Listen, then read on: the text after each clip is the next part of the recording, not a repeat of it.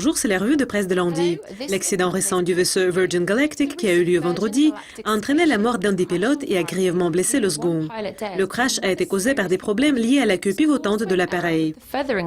Le National Transportation Safety Board a déclaré que les ailerons pivotants de la queue de Spaceship Two, un élément clé de la sécurité pour re-entrer dans l'atmosphère, se sont prématurément débloqués.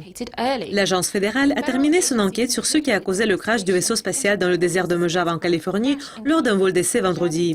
Le crash qui a entraîné la mort du copilote Michael Alsbury et a envoyé Peter Seibold à l'hôpital. Les enquêteurs ont retrouvé les réservoirs de carburant et le moteur de Spaceship Two intacts, ce qui a montré qu'il n'y a pas eu d'explosion. Le NTSB a déclaré que le système de pivotement aurait dû être déployé lorsque le véhicule roulait à une vitesse d'environ 1,4 fois la vitesse du son. Par contre, l'activation du pivotement est intervenue lorsque le véhicule roulait à Mach 1. Le système qui plie le véhicule en deux pour créer plus de traînée atmosphérique a été débloqué plus tôt par un des pilotes, mais la deuxième commande pour déclencher le pivotement n'a pas été envoyée.